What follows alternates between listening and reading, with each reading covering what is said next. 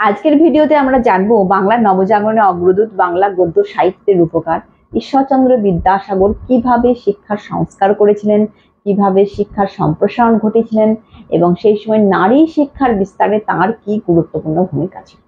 মূলত এই বিষয়টা হচ্ছে বাংলা মিডিয়ামে ক্লাস 10 এবং 12 এর সিলেবাসের অন্তর্গত। তাই ভিডিওটা স্কিপ করবে না। ভিডিও শেষে এই বিষয়টার উপর কি কি ধরনের কোশ্চেন তোমাদের আসতে পারে তার একটা ধারণা আমি তোমাদের দিয়ে দেবো, তাহলে অবশ্যই ভিডিওটা শেষ পর্যন্ত দেখবে। তাহলে শুরু করা যাক। মূলত ঊনবিংশ শতকে যে সমস্ত সমাজ সংস্কারকের আবির্ভাব ঘটেছিল তার মধ্যে ঈশ্বরচন্দ্র বিদ্যাসাগর ছিলেন শ্রেষ্ঠ। ঈশ্বরচন্দ্র বিদ্যাসাগর শিক্ষার সংস্কার, শিক্ষার সম্প্রসারণ এবং নারী শিক্ষার বিস্তার, সর্বোপরি বিধবা বিবাহ প্রবর্তনে তার একটি গুরুত্বপূর্ণ ভূমিকা ছিল। কিন্তু আজকের ভিডিওতে আমরা মূলত তার শিক্ষা সংস্কার এবং শিক্ষার সম্প্রসারণ ও নারী শিক্ষার বিস্তার বিষয়টা আলোচনা করব। মূলত 1851 খ্রিস্টাব্দে সংস্কৃত কলেজে অধ্যক্ষ হওয়ার পরে তিনি শিক্ষা সংস্কারের কাজে নিজেকে আত্মনিয়োগ করেন। ঊনবিংশ শতকের এই সময়টা ছিল এমন একটা সময় যে সময় শিক্ষা কোন খাতে যাবে, পাশ্চাত্য খাতে না প্রাচ্য খাতে, সে সময় একটা দ্বন্দ্ব চলছিল এবং সেই সময়ে আধুনিক শিক্ষার প্রতি যুবকরা সবাই আগ্রহী ছিল এবং দেশীয় শিক্ষার প্রতি একটা অবহেলা বিষয় ছিল। এই সময়ে ঈশ্বরচন্দ্র বিদ্যাসাগর শিক্ষার সংস্কার এবং শিক্ষার সম্প্রসারণ ঘটিয়েছিলেন। তিনি 1851 খ্রিস্টাব্দে সংস্কৃত কলেজে অধ্যক্ষ নিযুক্ত হয়েই তিনি কতগুলো গুরুত্বপূর্ণ ভূমিকা পালন করেছিলেন শিক্ষা সংস্কারের ক্ষেত্রে। সর্বপ্রথম তার কাজ ছিল বর্ণ বৈষম্য দূরীকরণ সংস্কৃত কলেজে। আগে কি হতো যে সংস্কৃত কলেজে শুধুমাত্র ব্রাহ্মণ এবং বৈদ্য সন্তানরাই পড়াশোনা করতে পারতো, শূদ্র এবং অন্য জাতির সন্তানরা পড়াশোনা করতে পারতো না। ঈশ্বরচন্দ্র বিদ্যাসাগর অধ্যক্ষ হয়ে প্রথমে কি করলেন, ওই নিয়মটা তুলে দিলেন। তিনি সংস্কৃত কলেজের দ্বার সবার জন্য তিনি খুলে দিলেন এবং এটা হচ্ছে তার একটা সর্বশ্রেষ্ঠ কাজ। এর ফলে সমাজের সর্বস্তরের মানুষ সবাই এই সংস্কৃত কলেজে অধ্যয়ন করার সুযোগ পেয়েছিল।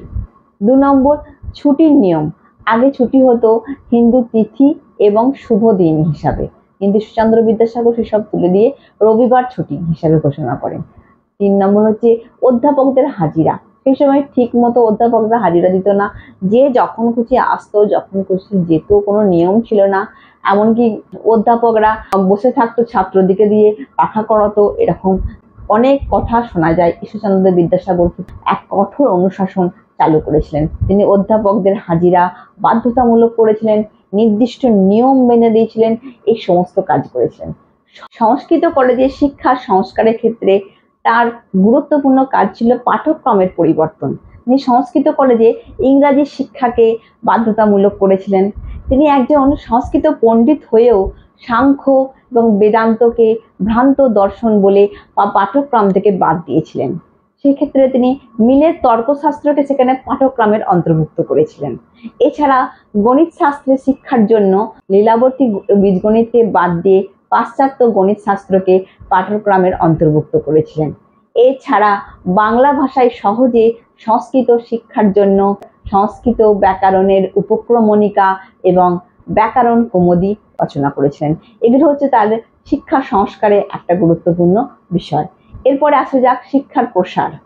শিক্ষার প্রসারে ঈশ্বরচন্দ্র বিদ্যাসাগর কতগুলো গুরুত্বপূর্ণ ভূমিকা পালন করেছিলেন। তার মধ্যে 1 নম্বর হচ্ছে গ্রামে বিদ্যালয় স্থাপন, 2 নম্বর হচ্ছে মডেল স্কুল স্থাপন, 3 নম্বর হচ্ছে নারী শিক্ষার সম্প্রসারণ, 4 নম্বর হচ্ছে মেট্রোপলিটন ইনস্টিটিউশনের স্থাপন, 5 নম্বর হচ্ছে পাঠ্যপুস্তক রচনা। এই সমস্ত কার্যকলাপের মধ্যে তিনি শিক্ষার সম্প্রসারণ ঘটিয়েছিলেন। ঊনবিংশ শতকে বাংলা তথা গোটা ভারতবর্ষে তার পথ ধরে শিক্ষার একটা সম্প্রসারণ ঘটেছিল। 1 নম্বর হচ্ছে গ্রামে বিদ্যালয় স্থাপন। ঈশ্বরচন্দ্র বিদ্যাসাগর লর্ড হার্ডিঞ্জের সহায়তায় গ্রাম বাংলায় প্রায় 100টি বিদ্যালয় স্থাপন করেছিলেন। এর মধ্যে স্থায়ী হয়েছিল 35টি বিদ্যালয়। এবার 2 নম্বর হচ্ছে মডেল স্কুল স্থাপন। ঈশ্বরচন্দ্র বিদ্যাসাগর গ্রাম বাংলায় 20টি মডেল স্কুল বা আদর্শ বিদ্যালয় প্রতিষ্ঠা করেছিলেন। এর মধ্যে বেশিরভাগ বিদ্যালয় তিনি নিজ ব্যয়ে চালাতেন। তো মূলত শোনা যায় যে ছোট লাট হ্যালিডের সময়ে কিন্তু এই বিদ্যালয়গুলো স্থাপিত হয়েছিল। 3 নম্বর হচ্ছে নারী শিক্ষার সম্প্রসারণ। ঈশ্বরচন্দ্র বিদ্যাসাগরের শিক্ষা সংস্কারের ক্ষেত্রে সব থেকে গুরুত্বপূর্ণ ভূমিকা ছিল নারী শিক্ষার সম্প্রসারণ। স্ত্রী শিক্ষার সম্প্রসারণে তার নাম চিরস্মরণীয় হয়ে আছে। তিনিই প্রথম স্ত্রীদের, নারীদের এবং কন্যাদের যন্ত্রণায় ব্যথিত হয়েছিলেন। তিনি বুঝেছিলেন নারীদের শিক্ষিত করতে হবে, স্ত্রী কন্যাদের শিক্ষিত করতে হবে এবং সমাজের প্রকৃতপক্ষে উন্নতি সম্ভব হবে। তাই তিনি স্ত্রী বালিকা বিদ্যালয় স্থাপন করেছিলেন। তার স্কুল পরিদর্শক থাকাকালীন যে বর্ধমান, মেদিনীপুর, হুগলি, নদিয়া জেলাতে প্রায় 35টি বিদ্যালয় স্থাপন করেছে। এই 35টি বিদ্যালয়ে প্রায় 1300 ছাত্রী পড়াশোনা করত।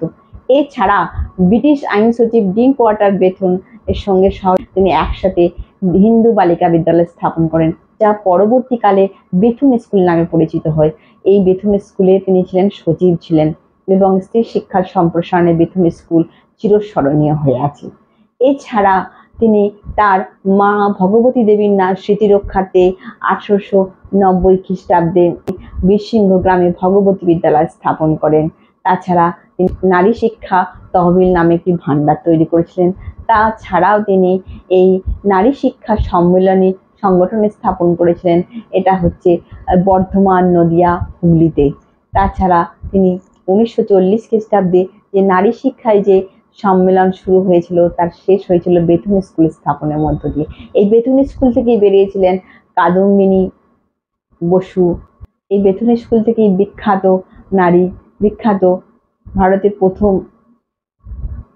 নারী শিক্ষা সম্মেলন বলে একটি সংগঠন স্থাপন করেছিল। ঈশ্বরচন্দ্র বিদ্যাসাগরের জীবনের শ্রেষ্ঠ কীর্তি ছিল নারী শিক্ষার সম্প্রসারণ ঘটানো, স্ত্রী শিক্ষার সম্প্রসারণে এগিয়ে আসা। এছাড়া হচ্ছে মেট্রোপলিটন ইনস্টিটিউশনের স্থাপন। তার জীবনের শ্রেষ্ঠ কীর্তি বলা হয় মেট্রোপলিটন ইনস্টিটিউশনের স্থাপন, যেটা বর্তমানে বিদ্যাসাগর কলেজ নামে পরিচিত। শিক্ষার সম্প্রসারণে এটা উজ্জ্বল দৃষ্টান্ত হয়ে আছে বিদ্যাসাগর কলেজ। এই সমস্ত ছিল ঈশ্বরচন্দ্র বিদ্যাসাগরের শিক্ষা সম্প্রসারণে একটা গুরুত্বপূর্ণ ভূমিকা। 5 নম্বর হচ্ছে পাঠ্যপুস্তক রচনা। ঈশ্বরচন্দ্র বিদ্যাসাগর শিক্ষা সম্প্রসারণের ক্ষেত্রে সব থেকে উল্লেখযোগ্য ভূমিকা হচ্ছে তিনি পাঠ্যপুস্তক রচনা করেছিলেন। তিনি বর্ণ পরিচয়, নীতিবোধ, কথামালা এই সমস্ত রচনা করেছিলেন। আজও একটা ছোট্ট শিশু যখন তার প্রথম হাতে খড়ি হয়, সে বর্ণ পরিচয়, কথামালা এই সমস্ত বই দিয়ে শুরু হয়। ঈশ্বরচন্দ্র বিদ্যাসাগর সেক্ষেত্রে চিরস্মরণীয় হয়ে আছে। তাছাড়া সীতার বনবাস, শকুন্তলা এই সমস্ত রচনার মাধ্যমে তিনি বাংলা গদ্যে রচনার ক্ষেত্রে এক নতুন পথ দেখান। তাই তো রবীন্দ্রনাথ ঠাকুর বলেছিলেন যে বাংলা ভাষার ক্ষেত্রে এক যথার্থ শিল্পী ছিলেন ঈশ্বরচন্দ্র বিদ্যাসাগর। আজকের ভিডিওতে আমি ঈশ্বরচন্দ্র বিদ্যাসাগর তার কিভাবে শিক্ষার সংস্কার করেছিলেন, কিভাবে শিক্ষার সম্প্রসারণ ঘটিয়েছিলেন এবং কিভাবে নারী শিক্ষার সম্প্রসারণে গুরুত্বপূর্ণ ভূমিকা পালন করেছিলেন সেই সমস্ত কিছু আমি আলোচনা করলাম। এই সমস্ত বিষয়গুলো হচ্ছে তোমাদের একেবারে সিলেবাস ভিত্তিক।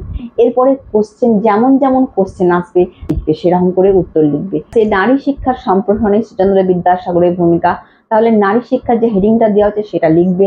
19 শতকে নারী শিক্ষার বিস্তারে, তাহলে একই বিষয়। এছাড়া শিক্ষার সম্প্রসারণে তার কি গুরুত্বপূর্ণ ভূমিকা ছিল সেক্ষেত্রেও শিক্ষার সংস্কারটা বলবে।